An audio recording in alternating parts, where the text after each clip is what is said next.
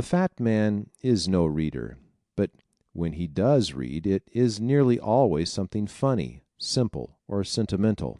In newspapers he reads the funnies. Magazine stories, if short and full of sentiment, attract him. He seldom reads an editorial and is not a bookworm. The newspaper furnishes practically all of the fat man's reading. He seldom owns a library unless he is very rich, and then it is usually for show.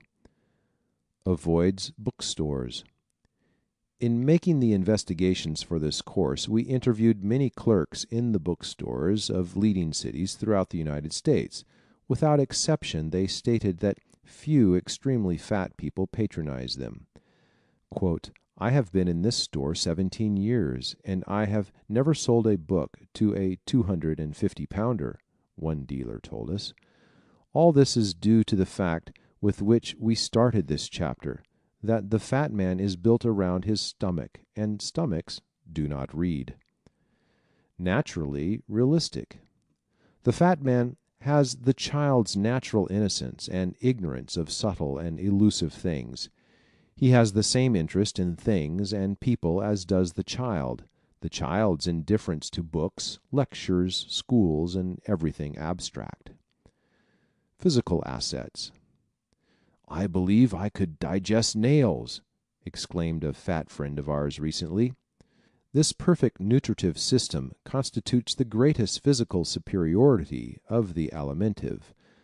So highly developed is his whole stomach department that everything agrees with him, and everything tends to make him fat.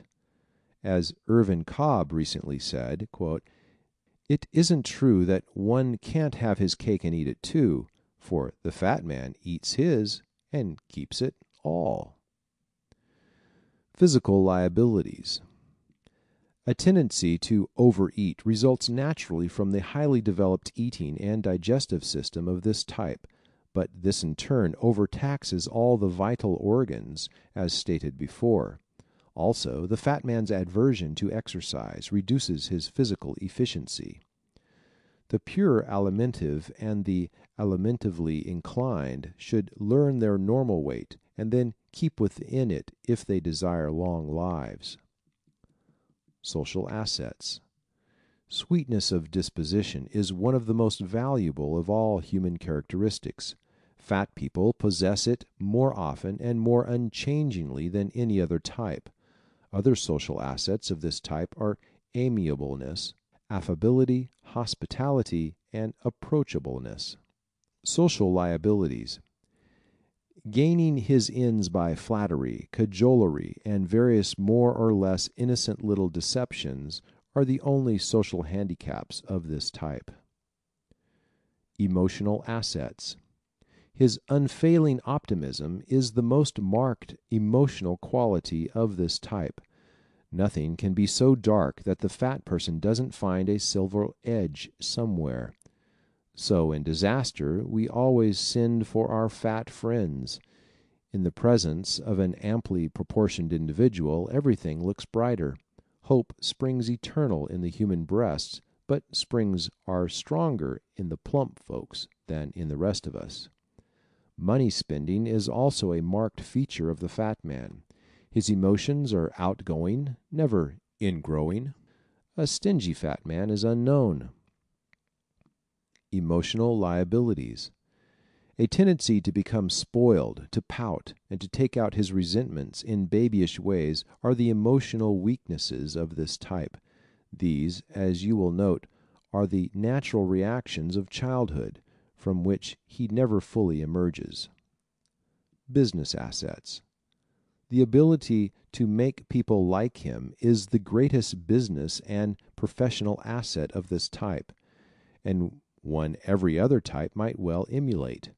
The average-minded fat man near the door of a business establishment will make more customers in a month by his geniality, joviality, and sociableness than a dozen brilliant thinkers will in a year. Every business that deals directly with the public should have at least one fat person in it. Business liabilities. A habit of evading responsibility and of getting out from under constitutes the inclination most harmful to the business or professional ambitions of this type.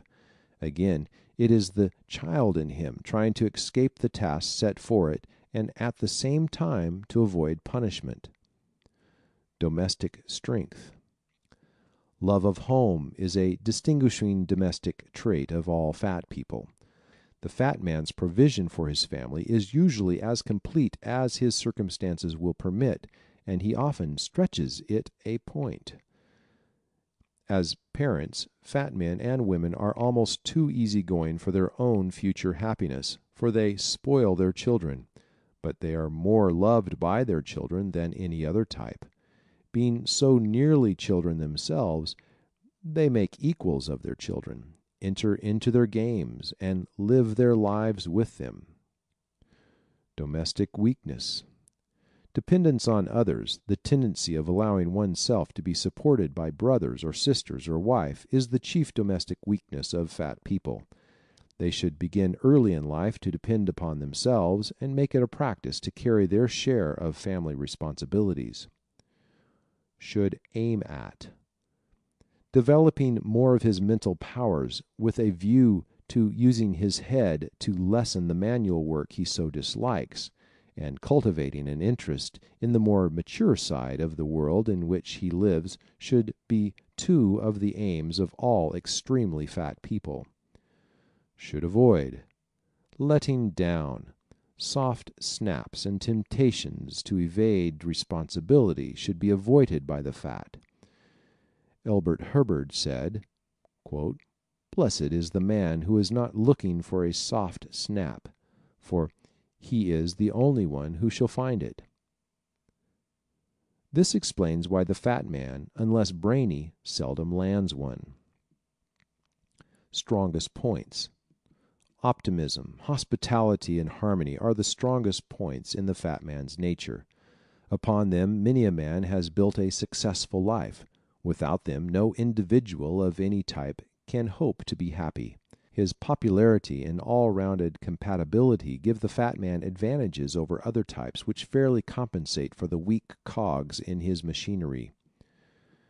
Weakest points. Self-indulgence of all kinds, overeating, oversleeping, under-exercising, and the evasion of responsibilities are the weakest points of this type. Despite his many strong points, his life is often wrecked on these rocks. He so constantly tends to taking the easy way out. Day by day he gives up chances for ultimate success for the baubles of immediate ease. He is the most likable of all the types, but his indolence sometimes strains even the love of his family to the breaking point. How to deal with this type socially. Feed him. Give him comfortable chairs, the largest you have, and don't drag him into long discussions of any kind. This is the recipe for winning the fat man when you meet him socially. And whatever you do, don't tell him your troubles. The fat man hates trouble, smothers his own, and you only make him ill at ease when you regale him with yours. Don't walk him any more than is absolutely necessary. Let him go home early if he starts. He enjoys his sleep and doesn't like to have it interfered with. Make your conversation deal with concrete personal things and events. Stay away from highbrow subjects. The best places to eat and the best shows of the week are safe subjects to introduce when with very fat people. How to deal with this type in business. Don't give him hard manual tasks. If you want this kind of work done, get someone other than an extremely fat man to do it. If you hire a fat man, blame yourself for the result. Give your fat employee a chance to deal with people in a not so serious way, but hold him strictly to the keeping of his records, reports, and working hours.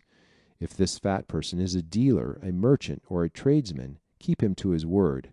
Start out by letting him know you expect the delivery of just what he promises. Don't let him jolly you into relinquishing what is rightly yours. And keep in mind always that the fat person is usually good at heart. Remember, the chief distinguishing marks of the Alimentive